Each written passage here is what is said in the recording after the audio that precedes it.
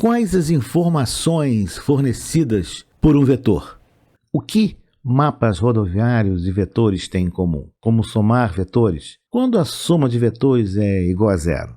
Olá, meu nome é Emanuel Gibson, bem-vindo à parte 2 da série sobre vetores, aplicações no eletromagnetismo. Estamos interessados em trabalhar com as grandezas vetoriais no eletromagnetismo, entender como são aplicadas e como são operadas. Para isso, veremos os seguintes assuntos neste vídeo: uma rápida revisão, vetores e mapas rodoviários, e faremos algumas considerações sobre os assuntos aqui apresentados. Vamos começar com uma rápida revisão dos assuntos vistos no vídeo anterior. Podemos caracterizar os vetores, por exemplo, à esquerda, a equação da força de Lorentz. À direita, uma espira percorrida por corrente e o campo magnético em volta dessa espira. Ou então, placas metálicas separadas por um dielétrico e ligadas a potenciais, gerando um campo elétrico, exercendo força sobre cargas no interior desse dielétrico, ou entre essas placas. Podemos também representar a lei de Coulomb, dizer que não existe monopolo magnético, ou até mesmo a equação de Ampère, com o termo de Maxwell, que vai indicar a existência teórica da onda eletromagnética. Começaremos pelo teorema de Green, Gauss ou divergente. Ele é tão importante que tem 3 nomes. Vai ligar o divergente no volume com o integral de superfície em uma área, fornecendo a carga dentro dessa superfície fechada. Temos o divergente e a integral de superfície fechada, e a carga dentro dessa área fechada. Já o teorema de Stokes vai relacionar o rotacional com um circuito fechado, mostrando a relação entre campo magnético B e a corrente I. Temos o rotacional, a integral de linha fechada e a corrente que fornece ou que vai gerar esse campo. E o que é um vetor? A palavra vetor possui diferentes significados dependendo da área de aplicação. Na física e na matemática, é uma grandeza que precisa de orientação, direção e sentido, e valor numérico, módulo, para ser definida, como por exemplo força, peso, velocidade, campo elétrico, campo magnético ou vetor de Point. Na matemática e na física, um vetor é representado por uma seta e é utilizado para definir grandezas que não podem ser descritas por apenas um único número. O vetor apresenta parâmetros, módulo, direção e sentido. O módulo ou intensidade é o comprimento, dimensão ou valor numérico do vetor. Por exemplo, uma intensidade de 10 volts por metro. A direção é a linha reta onde o vetor está posicionado. Por exemplo, horizontal, vertical ou diagonal. O sentido é a orientação para onde o vetor aponta dentro da sua direção. Por exemplo, para cima, para baixo, para a esquerda ou para a direita. Aí temos a representação do vetor, por exemplo, uma letra maiúscula com uma seta em cima e uma flecha indicando o vetor. Podemos utilizar coordenadas cartesianas, cilíndricas ou esféricas. Veremos exemplos desses 3 sistemas de coordenadas. Podemos somar vetores? Podemos subtrair vetores? Podemos obter a resultante de vetores? Podemos multiplicar vetores? O que é um vetor paralelo? O que é um vetor ortogonal? O que é um vetor unitário? Um trecho pode ser um vetor? Uma superfície pode ser um vetor? Nós vamos ver as respostas e essas e outras perguntas na série. E as coordenadas de um vetor? Como são calculadas? O vetor, então, composto de módulo e orientação. O módulo fornece intensidade, amplitude, comprimento e valor numérico. Já a orientação necessita da direção e do sentido do vetor. Vejamos um peso apoiado no plano. O peso e a normal estão na mesma direção, mas em sentidos opostos. O peso P, o vetor P, exerce uma força sobre o piso, que reage com uma força em oposição, no mesmo sentido e na direção contrária. O vetor força N, normal. O sistema está em equilíbrio estável. O peso e a normal equivalem, mas estão agora na mesma direção em sentidos opostos. Então a soma é zero. Quando for zero, o sistema está parado. Agora nós temos exemplo de um objeto em um plano inclinado, objeto com peso P. Vamos aprender mais tarde a fazer a decomposição dos vetores e nós podemos observar se aquela força vermelha, P seno de θ, ela for maior que a força de atrito, Fm, o objeto então vai deslizar para baixo. Se for igual ou menor, vai se manter parado na posição. Nem tudo que é representado por uma flecha tem amplitude e sentido e é vetor. O exemplo mais clássico na nossa área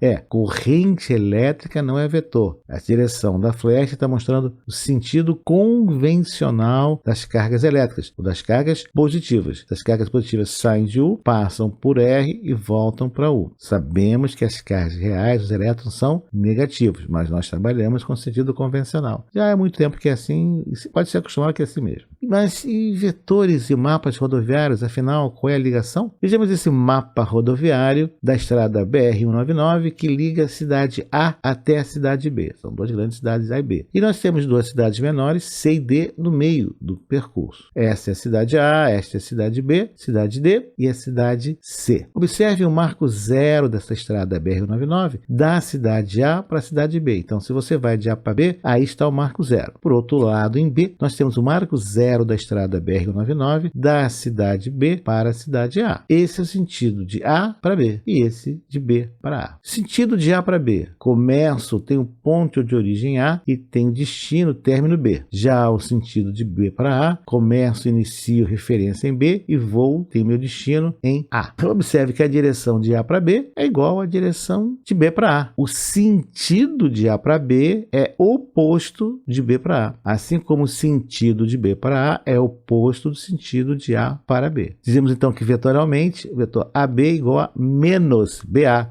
posição 180 graus. O sentido de A para B é oposto ao sentido de B para A. Veja aí, de A para B em azul, de B para A em amarelo. A direção é a mesma. BA igual a menos AB. O vetor BA é igual a menos o vetor AB. O que é negativo? O sentido de B para A é oposto ao sentido de A para B. A direção é a mesma. Interessante. E se nós estivermos no meio do caminho, cidades intermediárias, mesma coisa. O sentido de D para B é oposto ao sentido de B para D. Então, a amplitude, a distância entre as cidades é a mesma. O que vai mudar é o sentido. Direção igual. Direção é a mesma. Mesma coisa de BD igual a menos DB. O sentido de B para D é o oposto do sentido de D para B. Observe as setas azuis e amarelas. A direção é a mesma. E o mapa rodoviário que nos indica? Nós temos a origem da nossa viagem, temos o destino e a distância entre esses dois pontos. E o sentido que nós temos que tomar. Se você estiver do lado errado da estrada, você está se afastando em vez de se aproximando do seu destino desejado. Vejamos o exemplo. De A para D, a distância é de 80 km. Veja na parte superior. De A para D, 80 km. E nós temos o sentido de A para B. Aí está. Se agora nós queremos ir de B para C, a distância é de 100 km. Sentido BA. Aí está. De B para C, 100 km de distância, estamos dirigindo no sentido da estrada de B para C. E de D para C, 60 km, sentido BA. Aí está. De C para D, agora nós vamos voltar a 60, mas na direção oposta. Observou? Vou ter que ir para o outro lado da estrada. O que é um vetor? Veja um vetor da cidade A para B. Nós vamos representar por um vetor AB e a amplitude vai ser a distância entre as cidades, 20 km. Então o vetor AB tem origem em A e termina em B. Sua direção é de A para B, sua amplitude é de 20 km. BA, o vetor BA tem origem em B e termina em A. Sua direção é BA, amplitude 20 km. Vetor VAB, outra forma de representar. Origem A, termina em B, direção de A para B, amplitude de 20 km. VBA, origem B, termina em A, direção de B para A, amplitude de 20 km.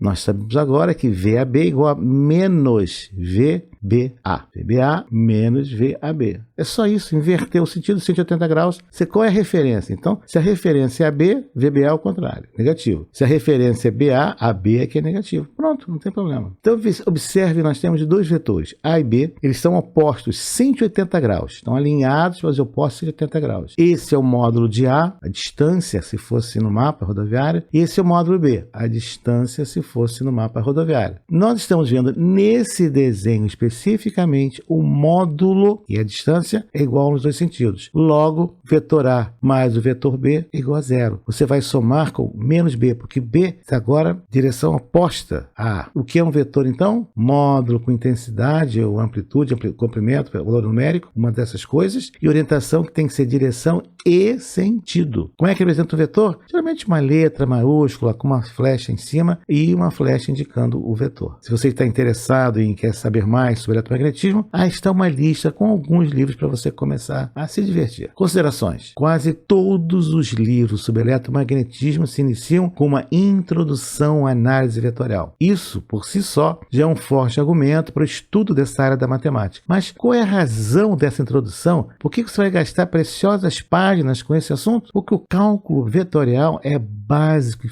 fundamental para o estudo e a compreensão dos fenômenos do eletromagnetismo. Desde a conhecida lei de Coulomb até o estudo das ondas eletromagnéticas. Tudo requer o conhecimento da utilização de vetores. Vetor é muito mais do que uma letra com flechinha. E no próximo vídeo, o que nós vamos ver? Como somar vetores? É possível somar vetores? Como é que se compõe vetorialmente? O que é composição e decomposição vetorial, afinal? E as coordenadas, quais são? Como é que se aplicam? Então, nos vemos no próximo vídeo. Até lá! Obrigado por ter assistido a este vídeo. Deixe o seu like, inscreva-se no canal, acione o sino e seja notificado dos novos lançamentos semanais.